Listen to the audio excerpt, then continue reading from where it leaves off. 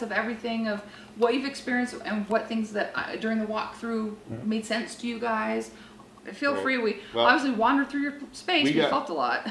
We got married May 26th, 2018. My dad had been sick for a while before that. COPD, emphysema, all that stuff. Slowly it was going downhill. And then we got married May. August 30th, he waited till we got married, basically. And he hit the top of the roller coaster and just rode that thing down, you know. Damn. And then, so May 30th, he passed away, 2018. The last few months, he wasn't my dad, obviously. He was gone. So that was pretty painful. I was working a lot. Yeah. And then Tuesdays and Thursdays, I would go stay with him so my mom could get a break, you know, just get away. And then, so after he passed away, a little sense of relief, a lot of pain that he wasn't there. My dad and I were super tight.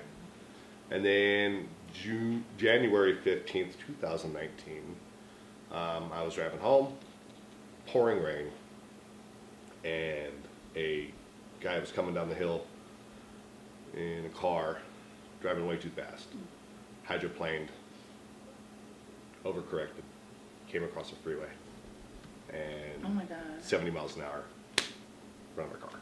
Oh, jeez. I was, holy shit. As soon as we hit, they were sideways, like this, about 70. I had bought a brand new car, and that car saved my life, so. The gentleman, the driver, came right out the passenger window. Oh, jeez. Gone instantly. Oh, wow. His girlfriend, unfortunately, took the brunt end of my car. She didn't make it too much longer. She passed away, and they didn't have their 1-year-old's chest clipped. Oh, no. And they found her about 25 feet off the freeway. Oh my God. I was life-flighted. I was in a coma. My head was really, brain was all swollen up. Broken hip, broken ribs, torn intestines. Oh. I went from 55 to 0 in less than 3 feet. Oh, jeez. They had a heavier vehicle than me, and they were going faster, so my car just stopped. Stopped dead, yeah. All my injuries were from the seatbelt. Wow. And the airbag. And the airbag, yeah. But at least you lived. I mean, my I did. God. I was 3 days in a coma, 10 days in ICU. Holy crap. Trauma neuro unit. Trauma neuro, yeah. I had my intestines were basically pulled out in 3 separate times, looking through holes and stuff. So Sort them out. yeah. So they got all that taken care of, and then I was home, couldn't walk, broken hip, you know, a lot of stuff. So You learn to walk all over again, basically. Yeah, but there was a lot of change in the house when we got home. It was January 25th of 2019. Yeah. We got home, he was in the hospital bed still. They had it delivered here for his recovery, so I was his nurse. Oh, wow. And so 24 hours a day, 7 days a week, because he couldn't walk. Oh, yeah. So we got through it, and immediately... that's one hell of a way to bond, my God. Yeah. Right? Especially during Snowmageddon, because we were snowed in quite a bit during that time 3 feet frame. of snow outside. But immediately when we came in the door, I knew his dad was here. My dad did not leave. He did not leave. That would make sense, that sort of trauma that they would flock to, like, what can we do? What can we do? How do we help? How do we help? He was very quiet, and he likes to stand away. He doesn't like to get too close. Yeah. And he observes, and he loves the cats. I immediately sensed him. And so I don't think that he's ever really left. No. I think he stays. I don't think so either. And I think he stays because he's never found closure. And so he's still working on that. Unfortunately, and other things in my past too. When you mentioned the PTSD, I went, oh shit. Oh. So I have really bad PTSD and really bad anxiety I'm so sorry. over a lot of stuff. Yeah. So there's been times when he has had, you mentioned nightmares. Yeah. When he's had dreams of the family in our home. No, it wasn't a dream. No, they were standing next to the bed. Yeah. So. You know, what I'm picking up on that though is them almost saying, like, sorry, okay. like, we're sorry we put you through this too. We're sorry this happened. That's it's not your the feeling I fault. had. No. You know, I was laying on the bed, And it was right when so I had cats in my previous relationship, my first wife, and then they stayed at my parents' house. And one of them had gotten cancer. And so they had to go put him down and stuff. And my sister did. And I was in a wheelchair. I remember going out into the garage, and I grabbed whatever the closest thing was and just started wailing on a box. You had to get the aggression up, the frustration and all the stuff. Gotta have an outlet. And I said some things that I probably shouldn't have said. And then that night, I remember I was laying in bed, and I woke up, and there was 3, couldn't see them, but they were almost like white noise, like the black and white, like snow on the TV. Okay, it was kind of like that outline of taller guy, and then the shorter his girlfriend, and then there was another little small. Oh wow! And so that makes total all 3 of sense. them were standing there, and I just kept saying, "I'm sorry, I'm sorry, I'm sorry," but the feeling I got from them was it was like it's okay.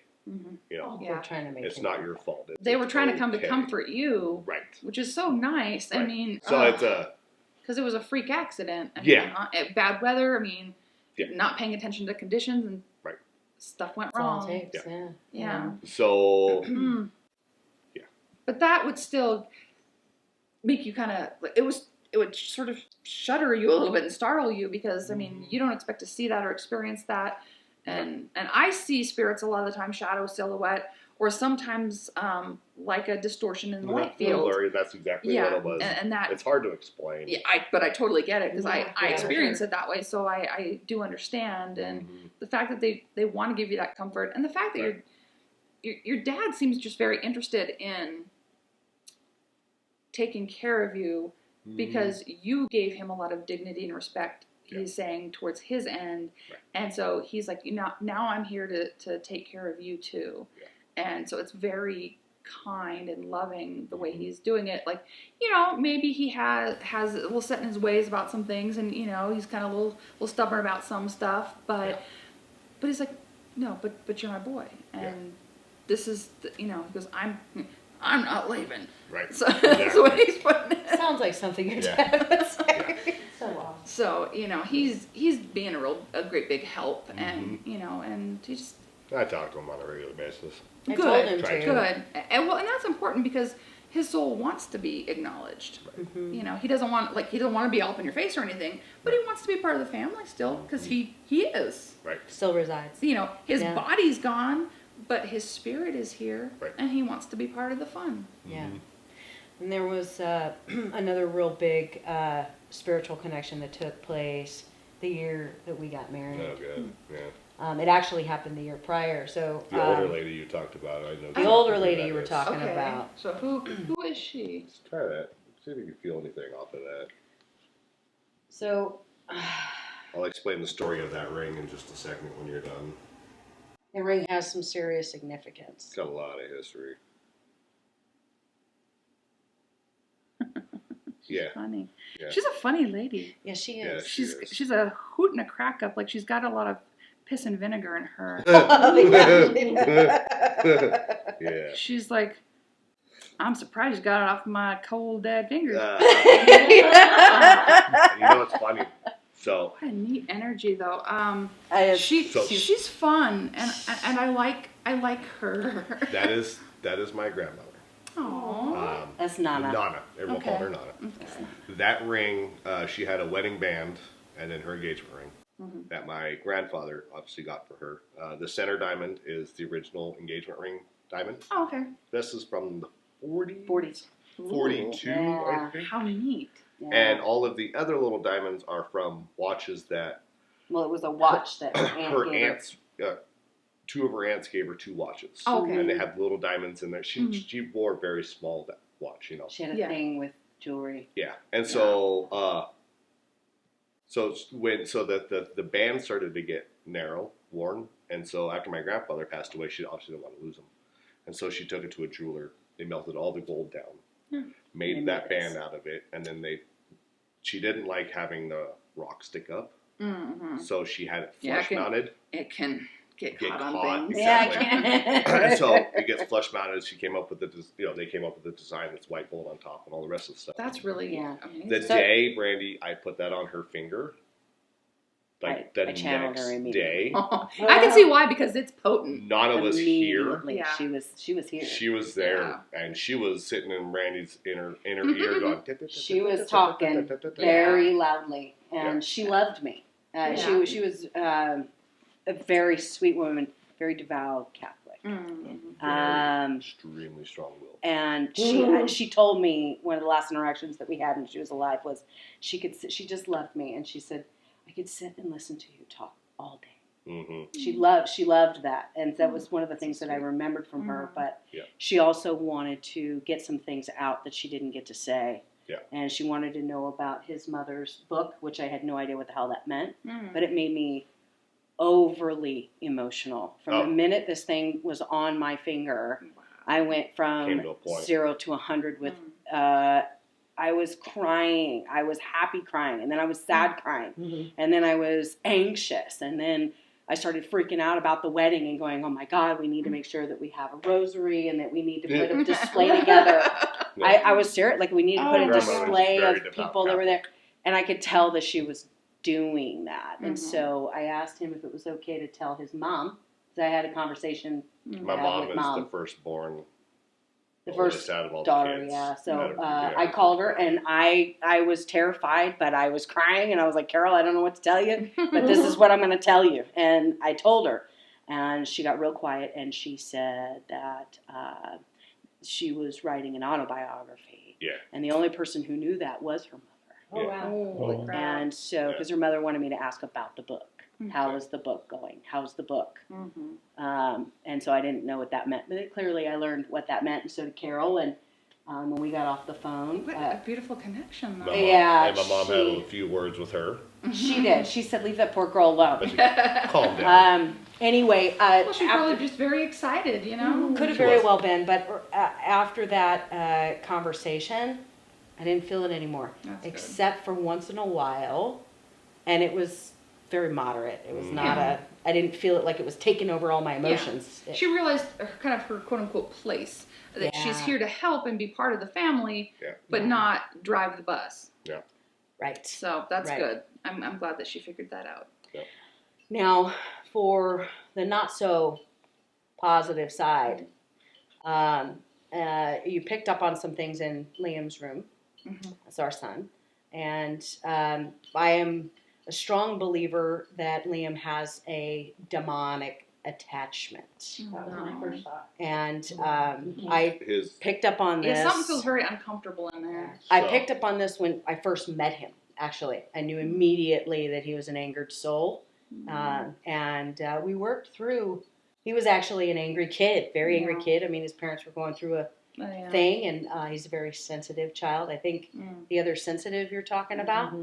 But could be him. It could be him. But he is literally a gentle giant. I mean, I can't tell you guys how sweet Liam is. 18, 6'4", 290 pounds. He's a big boy. Just wants to give and he will literally hug everyone. Yeah. He will give you the last dime he has. Yeah. He is just that kid.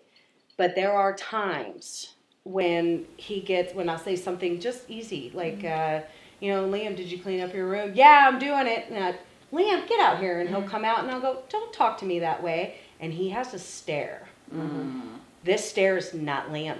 That's not good. And I've had to look him straight in the face when this is taking place and say, you need to walk away.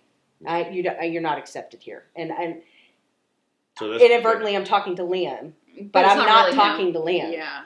And this has gotten... It seems to be, because I feel a pain here and a pain here, and these two parts of the body. And so those parts of the body are where, if you're going to get energies trying to take from you or put things into you energetically, these are where they would connect, the solar plexus and the third eye and crown. Yep.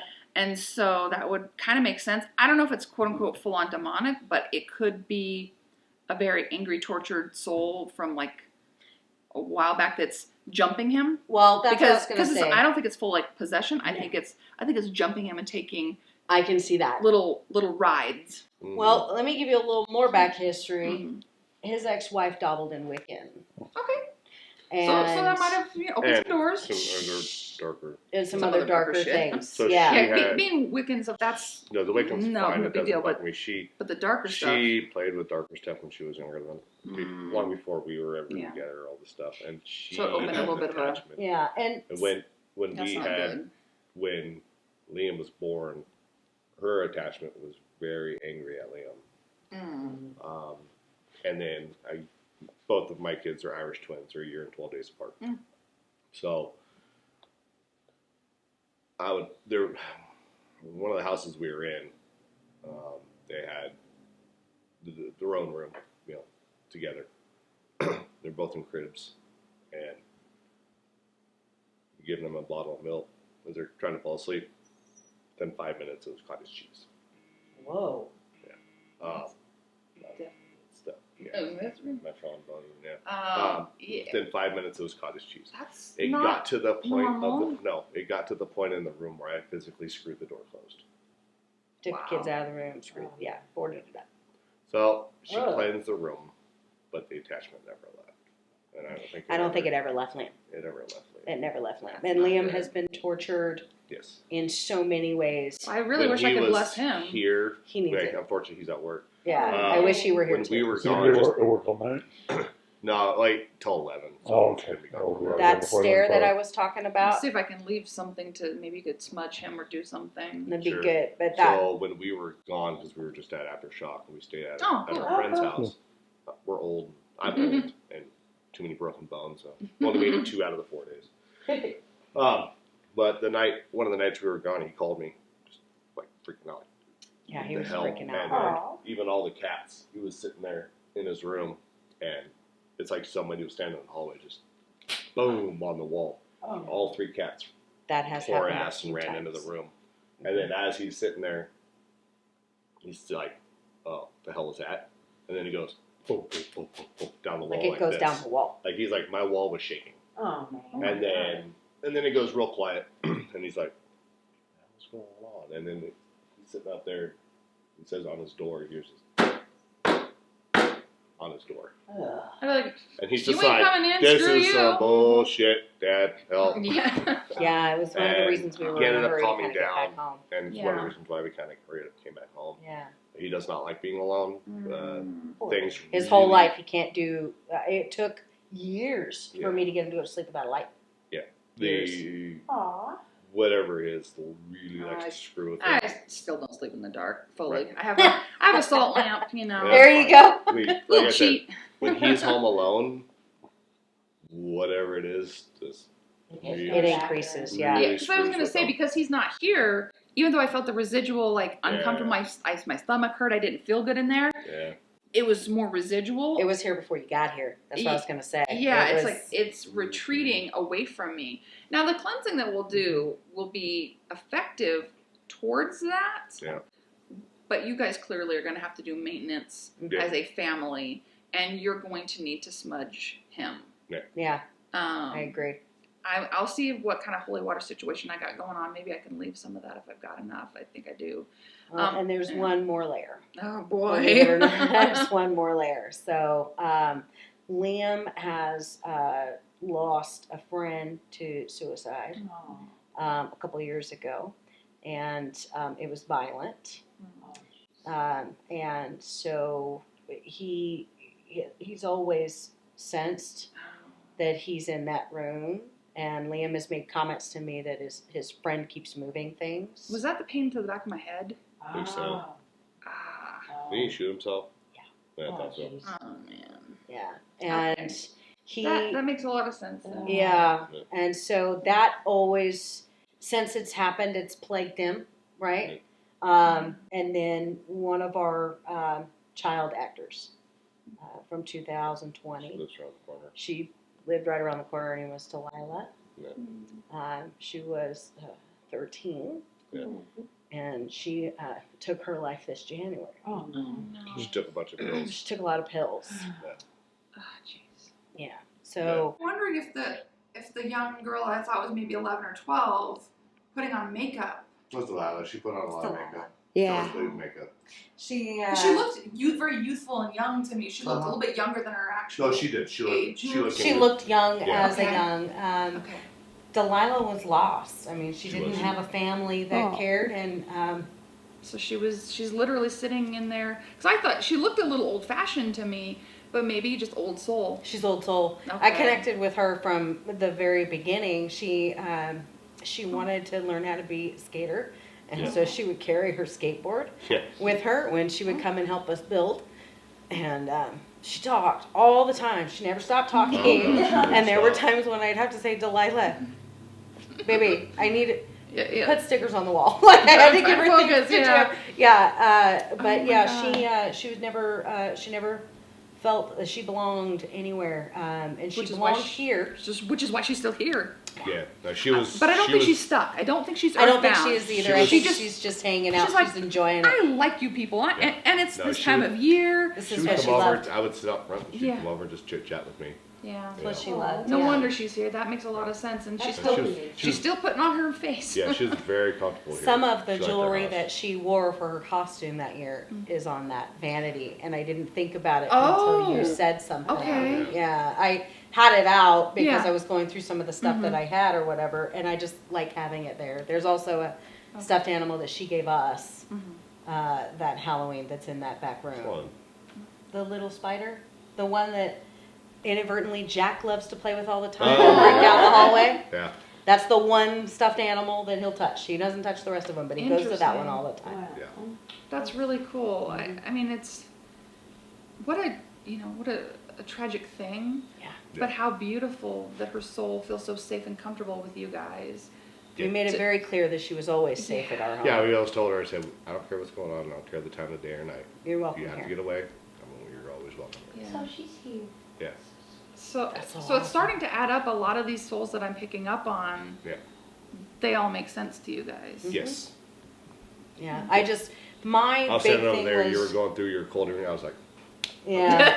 I know who that is, I know who that is. Yeah, I think my grandmother sure I know came who that through not long after your accident too. Right. It was brief though. She's probably the one you picked up on that's not a big fan of the Halloween. Ah, okay. She was also an avid drinker and smoker. Okay. And there are times when I'll smell cigarette smoke, in fact, even around her when That she's makes around. sense. But it's not all the time, and it's usually when I'm really angry, which is rare. So She's sort of an intermittent pop in. But obviously with us being here, it's a good opportunity for her to I pop feel in. like a lot of them wanted to come see you guys. Yeah, maybe They thought this was cool or Yeah. whatever, interesting. I don't know. They're like, hey, it's a spirit party. Yeah. Yeah, That's let's go hang out. Yeah. I'm blown away about all the, things you've been going through, but it sounds like most of your experiences are benign, except for when it comes to your son. It's then things, and that has nothing to do with here. No. That has to do with him. So I will absolutely be leaving you guys some supplies to help That'd be great. manage his energy, and I would potentially look into maybe getting some Reiki or some other type of energy healing work for him. Because that can pull out a lot. Yeah, to get some attachment breaking type of That stuff. would be probably a really good idea. Yeah. Yeah. And it's funny that you say that because, well, Reiki in particular, because I've had a couple of friends that were not really friends trying to come into our lives almost forcefully. Oh. Does that make sense? Like they Yeah. really wanted to be our friends, even though Yeah. we just kind of, Like you we just met each other, Yeah. like we're just cool, but Yeah. both of them claim to be life coach. Both Melanie and Nikki. Yeah. Life coaches that do Reiki. Melody. I mean, Melody. you're like Like died. that, yeah.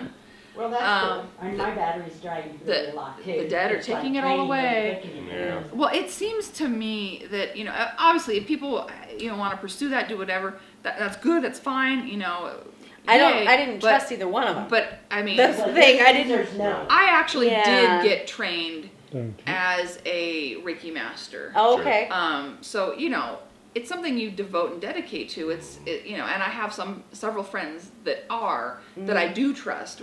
Only a couple people will I let even touch my energy and work on my energy. Yeah. So you do need to be careful. That's what I was saying. Like, I didn't feel comfortable with either one of those individuals doing what they were doing. Yeah. She tried to force that on me a few times. Yeah, that's kind of creepy. You gotta be cautious. cautious. She did a foot bath on me with this thing.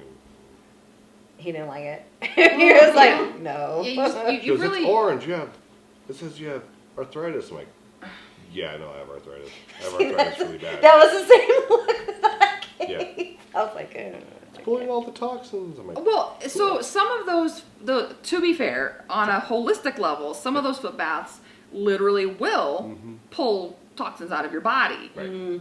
But it's not really magical or woo-woo. It's certain chemicals will pull things. Taking a really hot Epsom salt bath is great for you. We'll do that. Because it'll pull stuff out of your body, and it's good for relaxing, and it's good for meditating. So I recommend that to clients. Yeah. But it's not really a magical process per se. It's it's what it does. Melanie was more the holistic. Yeah, and holistic is great. That's fine. That's awesome. Yeah, but you have to be comfortable with your practitioners, whatever they give you. I felt like she had a ball of shit, and that at any given time she could transfer that shit into like, do you know what I mean? Like, I wasn't. I had a big if a healer isn't healed enough, and they have so much trauma going on with them. Yeah, they're not in a place that they can provide healing for others. Yeah. And so you do have to be cautious about that. And when I'm not totally, on point, I don't offer certain types of services because, that's not safe. That's not smart. Right. So, just trust your instincts, trust your gut. Always. And for the most part, you guys are going to be able to handle a lot of this on your own. Yeah. But you are going to have to get your son involved in, being okay with you clearing him and wafting Palo Santo smoke around him, and that kind of stuff, because he's going to need it. Oh, and he's probably going to need extensive healing work, and it's going to probably take time. So, don't give up on him though. Just be patient with. I'll never give up on Liam, but whatever doesn't like me on account of Liam, we have problems. Yeah, and that took place, like I said, right before you guys got here. I called it out. It was it was bad. So, yeah, it doesn't seem like a very friendly type of energy. So I would say that's another reason you probably have so many familial and friendly spirits here, because they're trying to help keep everything crappy out or at bay. Oh, I could see that. That makes sense. Yeah, they're busy. They're working. A lot of busy. They're working on behalf of your safety. Right. So that's what they're Well, that's cool. Heck yeah, I'll take it all day, every day, any which way. Yeah. So obviously we want to break some meters out and do some of that, but is there anything else that you want to validate or make sense, or it sounds like pretty much the whole walkthrough kind of made sense to you guys. It rang bells. The entire thing. Well, one other thing to validate when you were talking about when you touched our bed, the pain in the left leg that you were talking about. That was his hip. Oh, okay. My left hip. Yeah, because it literally radiated down, like it burned. And the pain never goes away. Yeah. So he deals with that. Yeah. And then on my side, you had picked up quite a bit with going places. Yeah. When you said that, it just validated what you've experienced. Yeah, my whole damn life, man. And I always thought it was just dreams. Just some of them are, but a lot of them aren't. Yeah. So I want you guys doing grounding. I want all of you to do a little bit grounding before bed. Okay. Every single one of you, I think, needs to do that sort of bubbling and grounding before you go to sleep, just for general protection. It'll be helpful for your son, for keeping things a little bit at bay, away from him, and it'll be good to keep you from astrally traveling, and it'll help you so things don't not try to startle you accidentally and so forth. So, we want to keep some balance going on here. Everyone deserves to just be at peace in their space. Yep. I felt dizzy. Do you feel that? It's a lot of energy swirling around. It's a lot of. I'm burning up. I'm on fire. Yeah. I'm I just got really hot. I focus on the fish tank a lot. Yeah, that's very therapeutic too. So it's a good thing. But it sounds like we've kind of got a little bit of a plan that we want to check out, especially the bedrooms. We want to take some meters in a couple of those rooms, see what reacts, doesn't react. Cool. I've got a couple of hot spots that I think we need to Check out. kind of target it all and then go from there and see what happens. Do you think it would be valid for them to check that space? The attic space? Okay. Okay. I mean, you can look up. I'll pop the lid if you Every want time to, he pops the lid, because power goes out, right? Living in Yeah. Pollock, right? It just happens or whatever. And that's why we have an extension cord coming from the attic space. It goes down Run our internet. to run the internet, at least on generator, if need be, for so long or whatever. Ever since he did that, it's like you can feel, what's the word I'm looking for? Like lifting. Well, I you don't know, know how and to it's explain possible that. that a lot of the souls in your space, even the positive ones, they may kind of Maybe going up that way or down. I don't know which. kind of probably both. A little bit of a revolving door.